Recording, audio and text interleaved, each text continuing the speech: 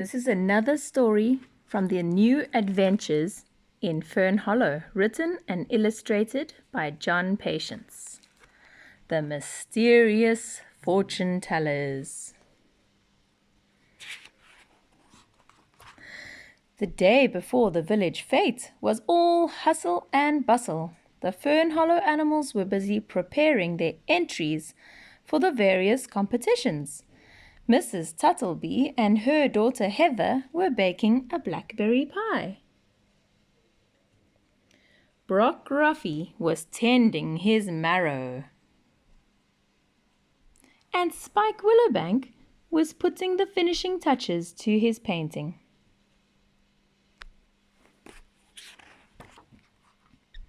The morning of the fete was bright and clear, and everyone was bubbling over with excitement. There were stalls selling all kinds of things. The refreshment tent had been put up, and Farmer Bramble was taking the children for rides on Hazel the donkey. But the funny thing that aroused the most interest was the funny little tent in the far corner of the field and the peculiar person standing at its entrance. He had a big black beard, and he wore a turban and baggy trousers. "Come and have your fortune told by the gypsy," he cried. "The world-famous fortune teller will gaze into her crystal ball and tell you your future." "I'll give it a try," said Brock Ruffy. Brock was ushered into the dimly lit tent, where the mysterious gypsy sat hunched over her crystal ball. She wore a big hood, and it was very difficult to see her face. "Ah, I see you are a shopkeeper," she said. Her voice was surprisingly deep. "How on earth did you know that?" gasped Brock. The gypsy began to chant, "Your past and future I can see, everything that's yet to be. The fortune teller sees it all, swirling in the crystal ball. Cross my palm with silver, please."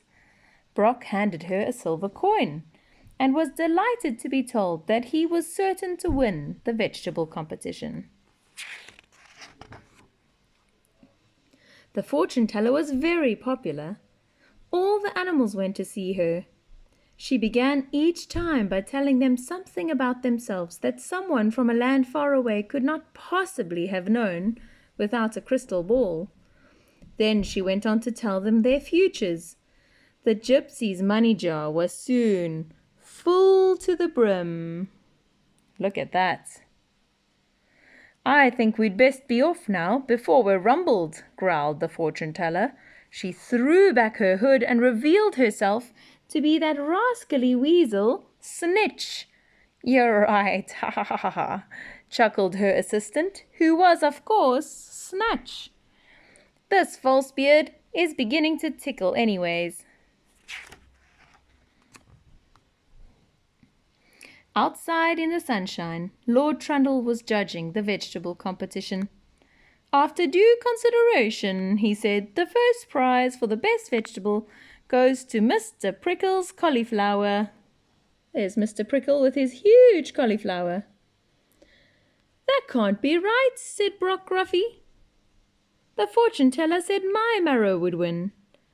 "She told me my turnip would," said Grandpa Bouncer the bunny. "She's a fraud," exclaimed Mr. Periwinkle. "She told all of us we would win." When it came to the painting competition, Spike was very upset to find that his painting only came second. "But the fortune teller said that I would win." "Ooh, ooh," he sobbed. Things were getting rather uncomfortable for Lord Trundle. He hurried off to the baking competition. "The first prize for the best cake goes to Mrs. Bouncer's carrot cake," declared Lord Trundle. "That's outrageous!" exclaimed Mrs. Tuttleby. "The fortune teller said I would win." Oh dear, sighed Lord Trundle. Meanwhile, Hazel the donkey was feeling a little bit peckish. And taking advantage of the confusion, she decided to help herself to Mrs. Willowbank's jam sponge. Unfortunately, she did not notice that the jam had attracted a number of wasps. As she bit into the cake, the angry wasps stung her nose. Poor Hazel!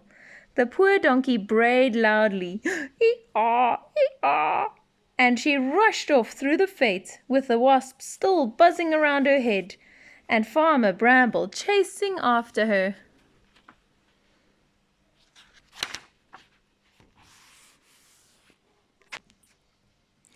Crash! Hazel plunged headlong into the fortune-teller's tent. Snitch and Snatch were astonished.